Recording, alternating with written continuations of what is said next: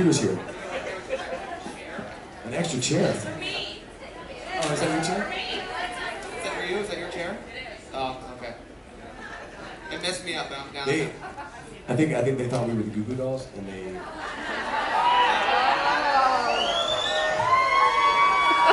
Wait. Be so bad? They're friends of ours. Why do you think that's a slam? We like those guys. They just have more people on the stage. Actually, wait, maybe that was it. Anyway, hey, how y'all doing?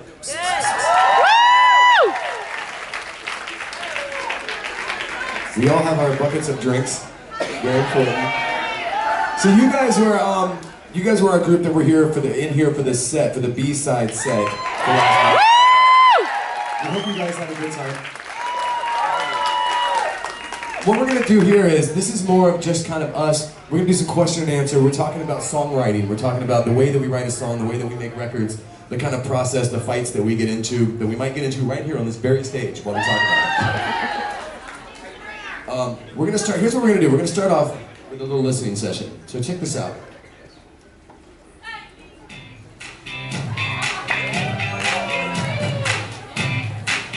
We're just gonna sit here for the next hour while we play our music. Girl, she gets what she wants all the time, 'cause she's fine. When you guys hear this, this is the end result of a really long, arduous process that we kind of go through, right?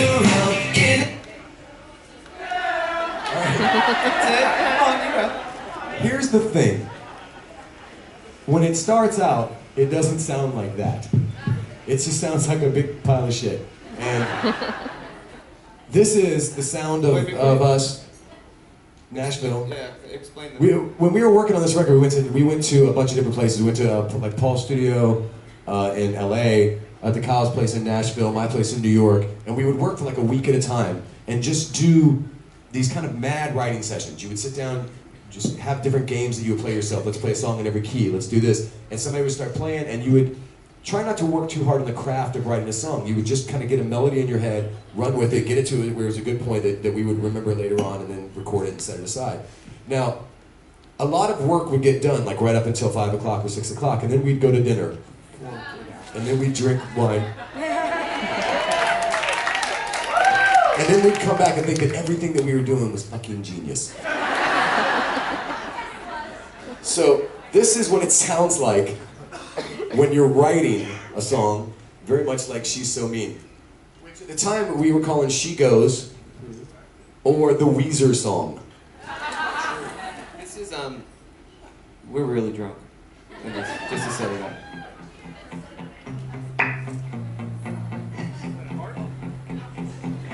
Listen to it. I like to think that she don't know who I am, but she do.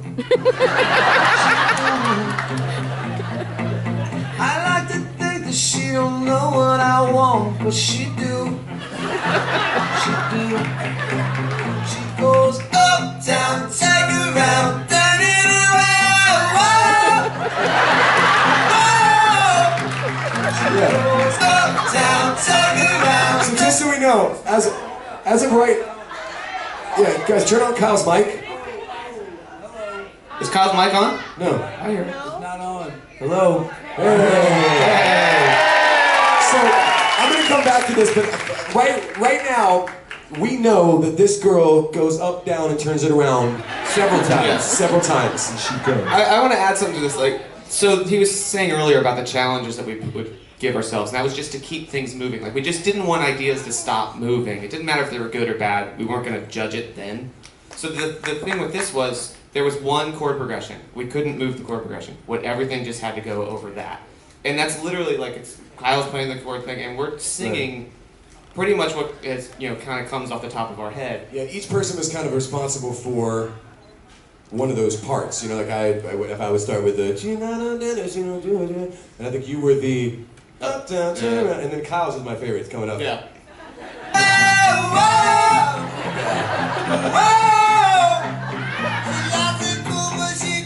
She likes it cool.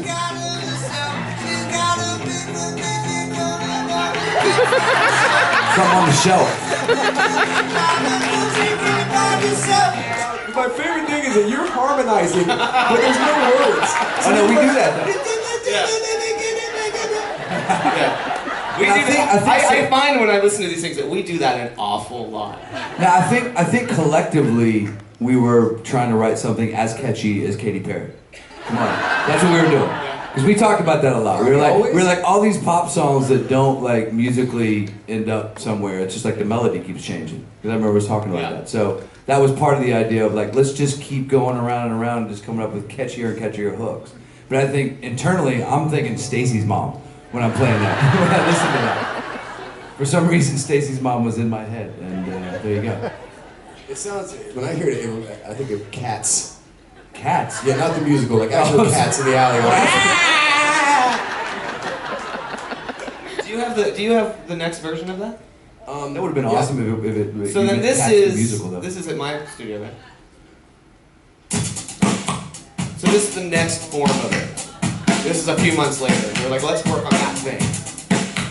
What's your song? She'd like to think that she don't know who I am, but she do. Now Pookie has joined the conversation. She do. And that groove is now sexy, right? I pretend that she don't do what she can, but she do. Oh yeah, it's got a bounce to it. Do. She goes up, down, turn around, give it some more. Yeah, she does. She still goes up and down and turns around. Yeah, she does. She goes up, down, turn around, give me some more. Now, this actually. She likes to go out to the movies, but she don't take her friends. She likes to scream at the party, cause the fun never I still like that guitar sound better. I do too. all the records to scratch. She's got a walk in the circles and it won't come back. She let me go. Why won't she let me go? Which that melody we then use for the bridge, which is what Right. does the whole breakdown. That chorus there at that stage of the song is what we refer to as a cop-out. Right? We knew we liked the melody and we were too lazy to try and actually write lyrics. And then later on we sat down and we went through so many different versions of that song. And every song does that. Like every song kind of starts off with just, there's something about it that you really, really like, you don't know what it is. And then that's the inspiration. I think if you're writing a song, no matter how you're doing it, if we're writing alone, if we're writing all together, you start off with the inspiration. That's the first thing. It's that magical moment that there's a song like over your head that doesn't exist yet. You know, like you hear this melody, you start singing this melody to yourself, and you're like, oh, what is that? What is that? Oh shit, that's nothing. That's me. Oh, that's cool. You know. But then after years and years, you work on the craft of it, and that's the next, that's the next part, is how you take that little germ and then turn it into, an album that you think other people might want to listen to. Because at the end of the day, I don't care what anybody tells you, you want people to hear your stuff and you want them to like it. I think there's also something that's really, that I didn't notice the other day that I wanted to say that reminded me that Paul is such a hooky drummer that when you get that jigga-digga-dum-bum, right, it's like there's the melody and then there's the answer. I don't think you're a hokey drummer. And it's a hook within a rhythm, so there's always constant. I think that's the dialogue and the conversation he's talking about that you hear him musically with a band kind of illustrates what's cool about a band. Yeah, there is this push and pull of different statements, musical statements. It's like when I come to the band, and I like years ago, and I had this idea, and I'm like, okay, and this is the way that I heard it in my head.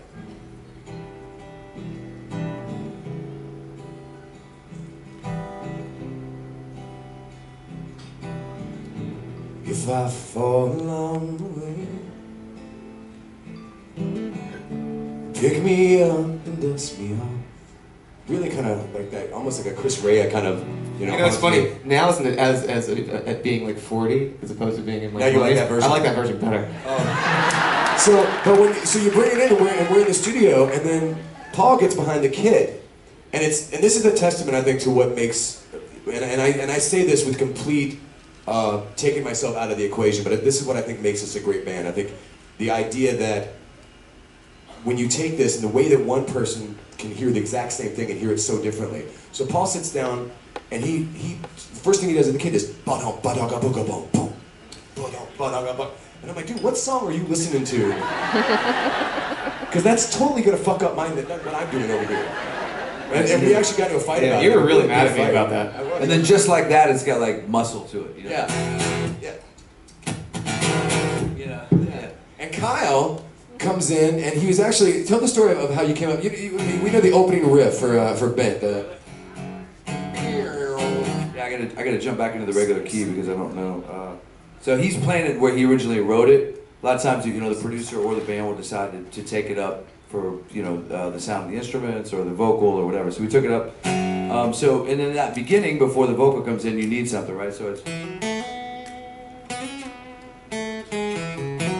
right, and so we knew that line was cool. We liked that, but because of the capo situation, which we talked about what a capo is, which is this thing right here, which you put on a guitar to allow the key to go up and down. You can play the same chords and not have to change the shapes and move them up and down. So that's what a capo does.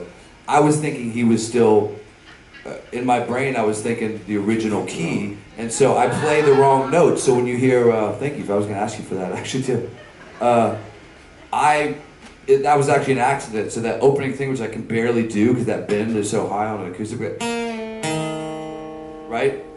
And that was the sound of Kyle's brain going, oh shit! And then I realized as you know the first note comes in, it's like, you know, and then everybody in the studio is like on their feet, like that's amazing. What is that? So that illustrates an idea of, you know, accidents. Yeah, what we call happy accidents. Yeah, happy accidents. Creative things that seem like they were intentional. You know, and it's nice when you stumble on those. You know, Those are great. A lot of times you can spend, days like thinking about a song, and you're just like, you know, nothing. It's just like you're hitting a wall. Like you just can't figure out what it's supposed to do, and then something like that happens. And it's like that's where the magic of well, you know, that shirt on She's So Mean. Like for me, when you came in with She's So Mean.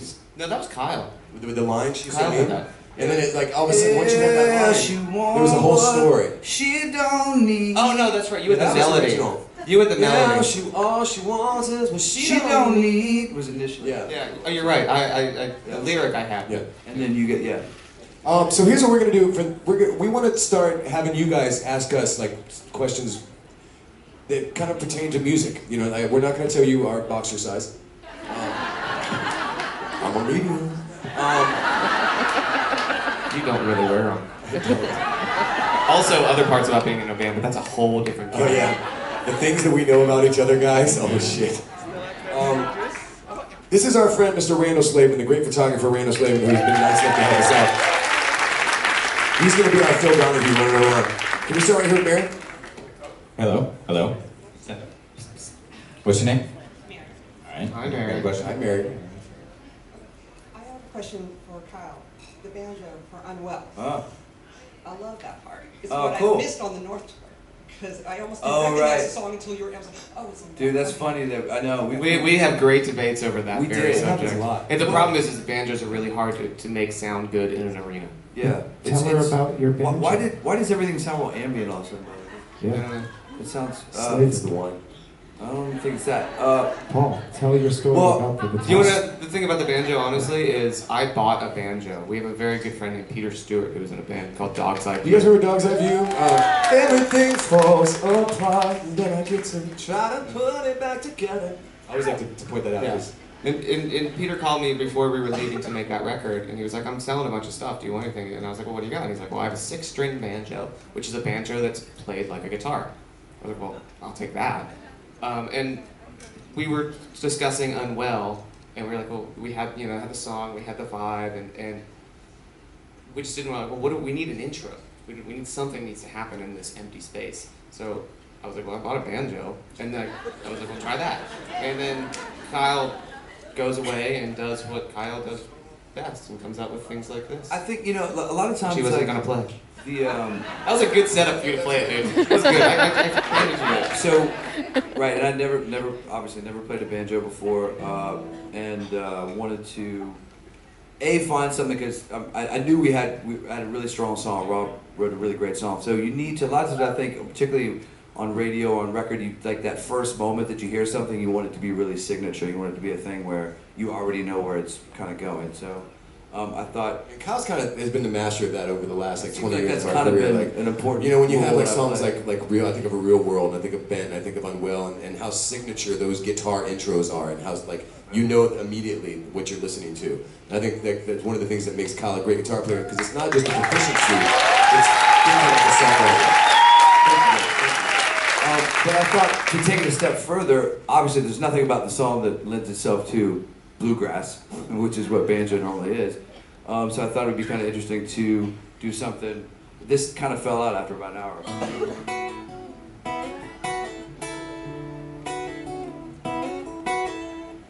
You know, so, and I thought, well, that's kind of interesting because A, I like the melody, but B, it kind of sounds oriental on something that's not traditionally ever used in that fashion. So I think that's, you know, yeah, it was even funnier that's because really just how that emerged, because I'm always trying to figure out a way to bend the ear a little bit. when that song came out, we were like, I remember somebody sent me a screenshot, and this is probably, this song's so old they didn't even call them screenshots. That word hadn't been invented yet, but it was like a picture of Billboard magazine, and Unwell was like in the top 5, and everything else in the top 10 at this time in music, it was like Nelly and Ludacris, and like we were the only non-rap, non-hip hop thing that was up there, and we had a banjo.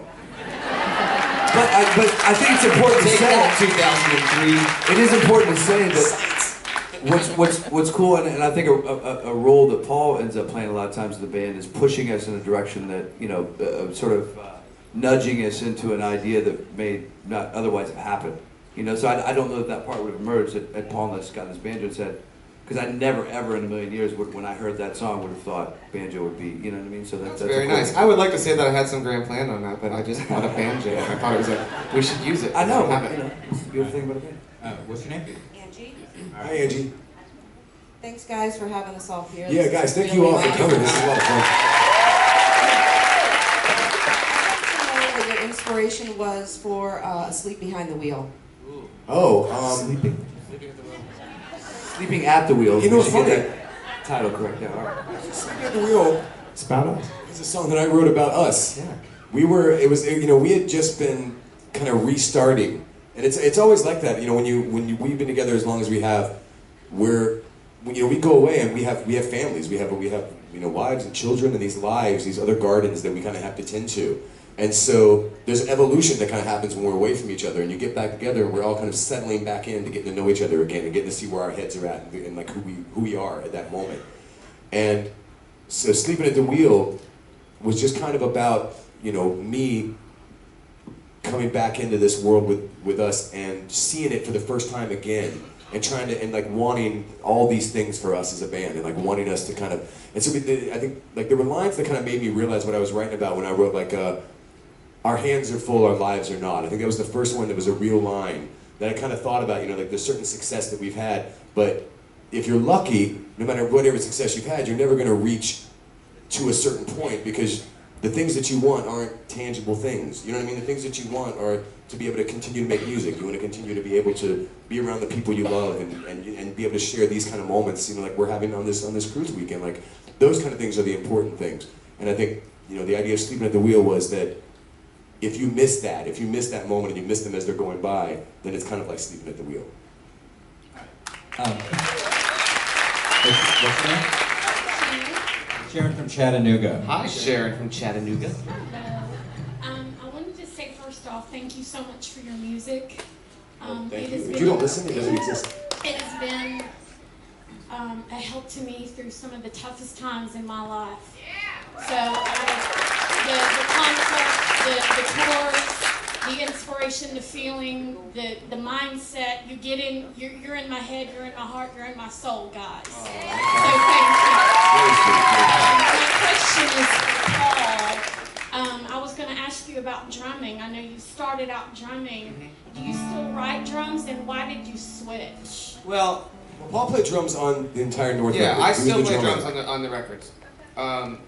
You know, with Adam no longer in the band, there was a hole, and we had taken that was Rob's first solo record kind of era, so there was a lot of time off, and then we were kind of getting back together, and we were like, okay, well, we got to figure out what to do there. Over that period of time, I made a record that I just lost my ears. Hold on.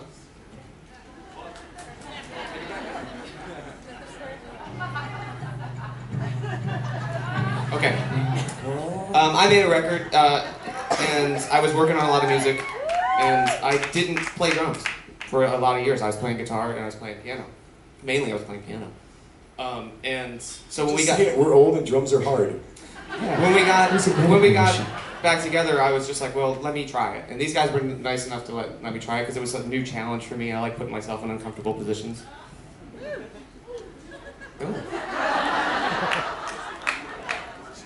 So anyway, but I do still play the drums on the records. I still think like a drummer. I think about like what the rhythm is doing and that kind of thing. I still play feel drums like a little bit of the show. I urge you to do that too, because I feel like you would have been okay with bringing in a session drummer. I was. To your credit and to Matt Serletta's well, credit. but I very insistent. To circle back to what I said about him, I just thought the way he I took care of him earlier, so that's not good. You're taking care of me. Hello. All the uncomfortable positions. Hello. Really Really weird. No, he thinks I always thought that Paul played lyrically. If that makes any sense, he plays drums like a lyricist because, and you should tell him that you always think about the vocal. Well, I actually, when I record drums for Matchbox 20 songs, I don't listen to anything but raw. I take everything out of my mix. And That's how I listen to us too. I know. Because I feel like my most important role in that is to make sure that whatever I'm doing. It's a rock fest going on in there. Yeah. But I think what a drummer should do in a band that plays songs is never interrupt the melody, because I think what everyone listens to in a song is the vocal. That's a good point for everyone. And if you take your moments and you go, okay, well that melody stops here and it kind of comes back here, my job is to bridge that. That's when I get to do something. Every other time I need to be quiet, so I only listen to what he's doing. But what I'm saying is a lot of times it's the lyrics that dictate the rhythm of the melody. Sometimes the melody's different. Rob's also sometimes the lyrics change subtle little rhythmic patterns and stuff, and I think he's always been somebody that's very in tune to that because he's so in tune to the rhythm, and he's a songwriter. Yeah, I think and so my lyrics are always more rhythmic. I gotta say, Rob's he's a very rhythmic. rhythmic songwriter. Like we had. What do you got? I feel like Randall's got Was the only one who wanted to love me? 6 o'clock in the world spinning out of control. All the time we're gonna pretend. Let's see how far we go. Yeah, let's see how cool. Just I can see the world. What are you doing? What is happening right now? Because there was the whole idea was we had that song and it was originally it was a ballad that I brought to Paul and it was like this there you were like a paper house and building a wall. I was watching from the satellite and hearing you call. Is there something I can do to make you see who you are? Like something like that. Yeah. Paul's like, no, we should speed that shit up. Faster. There's an awesome. Does anyone know who Neil Finn is? Yeah, Neil Finn was an amazing songwriter, and he was the singer of a band called Crowded House, or still is.